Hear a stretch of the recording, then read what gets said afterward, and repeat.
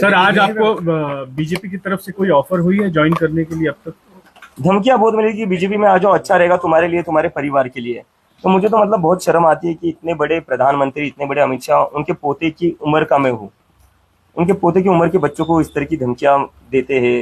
मतलब क्या क्या फायदा तुम्हारे इतने बड़े प्रधानमंत्री या गृह मंत्री होने का, अगर तुम्हें बच्चों को इस तरह की धमकियां देनी पड़ती है। कंगना रनावत की बात अभी जनरेशन आप पूरी खराब कर रहे हैं, जेनजी जनरेशन आप पूरी खराब कर रहे हैं, उनका कल्चर बिगाड़ रहे हैं इस आंदोलन के माध्यम से। पूरे अगर देश के डेमोक्रेसी की लड़ना, जनरेशन खराब करना है, अगर सरकार से सवाल करना, क्या कौन सा वर्ड है वो, खराब कर रहे हैं संस्कृति। अगर डेमोक्रेसी के लिए लड़ना संस्कृति खराब करना है, अगर सरकार से सवाल करना संस्कृति को खराब करना है, अगर अपने फ्यूचर के लिए लड़ना संस्कृति को खराब करना है, और अगर अपनी पढ़ाई के लिए लड़ना संस्कृति को खराब करना है, तो हम संस्कृति खराब कर रहे हैं। और मैं कहना चाहूंगा बाबा रामदेव जी से कि सर, पतंजलि के जो पोल्ट्री प्रोडक्ट्स बन रहे हैं ना, वो जो खराब हो रहे हैं, पहले उस पर ध्यान दीजिए। उस पर तो सुप्रीम कोर्ट भी बोल रही है उनको बैन कर दो। वो जो आपकी खराब प्रोडक्ट्स है, पहले उस पर ध्यान दीजिए आप।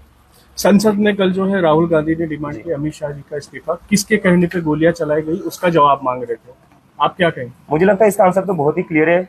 अमित शाह जी के कहने पर ही गोलियां चली होंगी। दिल्ली पुलिस जो रिपोर्ट करती है वो अमित शाह जी को ही करती है, और अगर अमित शाह जी को इसका पता नहीं होगा तो फिर तो होम मिनिस्टर का फेलियर है। लेकिन वही बीजेपी की ओर से बयान आ रहा है कि किसी भी तरीके की गोलियां चलाई नहीं गई, प्रोटेस्ट पैलेट गन्स चलाई गई है, लोग अंधे हुए हैं। पैलेट गन्स मैंने खुद देखी चलाते हुए, हॉस्पिटल में क्रिटिकल थे वो पेशेंट्स, और गोलियां क्या नहीं चली। बिहार में क्या हुआ है, AK-47 बिहार में क्या हुआ, AK-47 किसने चलाई, किसकी सरकार है वहां पर? मतलब देश के बच्चों के ऊपर तुम AK-47 चला रहे हो। एक टाइम था इस देश में AK-47 चलाई जाती थी आतंकवादियों पर, अजमल कसाब पर। जब पार्लियामेंट पर अटैक हुआ था तब AK-47 चलाई जाती थी। आज AK-47 चलाई जा रही है स्टूडेंट्स पर। क्या आने वाले दिनों में अगर विपक्ष कोई अगर बड़ा मुद्दा लेता है सरकार के खिलाफ, तो क्या कॉकरोच जनता पार्टी उसमें सहभाग लेंगे, उन्हें सपोर्ट करेंगी? मुझे लगता है अभी सिर्फ विपक्ष नहीं, इस पूरे देश को एक साथ आने की जरूरत है। इस देश में जो लोकतंत्र है, जो चीजें चल रही है, अभी भी क्या हुआ, हमारा प्रोटेस्ट खत्म होकर कुछ दिन ही हुए, सरकार ने आश्वासन दिया था कि किसी भी स्टूडेंट्स को तंग नहीं करेंगे, लेकिन फिर भी स्टूडेंट्स के घर जाकर उनको धमका रहे हैं, उनको डिटेन कर रहे हैं, उनको अरेस्ट की धमकियां दे रही है।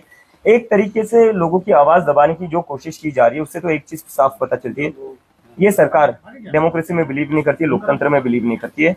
इस सरकार की वजह से इस देश का डेमोक्रेसी और लोकतंत्र कमजोर हो चुका है। लोकतंत्र को बचाने के लिए, संविधान को बचाने के लिए सिर्फ विपक्ष नहीं, सभी लोगों को एक साथ आना पड़ेगा, और हम सब एक साथ आएंगे। विदेशी फंडिंग आपको हो रहा है, किया जा रहा है फंडिंग, मुझे लगता है अगर हमें विदेशी फंडिंग मिल रही है या हमें विदेश से कंट्रोल किया जा रहा है, तो ये तो अमित शाह जी का फेलियर है। फिर अमित शाह जी को भी रिजाइन देना चाहिए। इतने बड़े चाणक्य के होने के बावजूद विदेश से फंडिंग कैसे आ रही है, विदेश से कैसे कंट्रोल हो रहा है?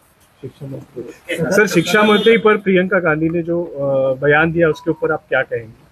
बयान क्या था, मैंने सुना नहीं। उन्होंने कहा था कि प्रियंका गांधी ने कहा कि ये भी वैसे जिसको हटाया गया बस उनकी रिप्लिका है। हाँ, मतलब अब देखो बीजेपी में क्या है, उनके पास लोग भी तो नहीं है।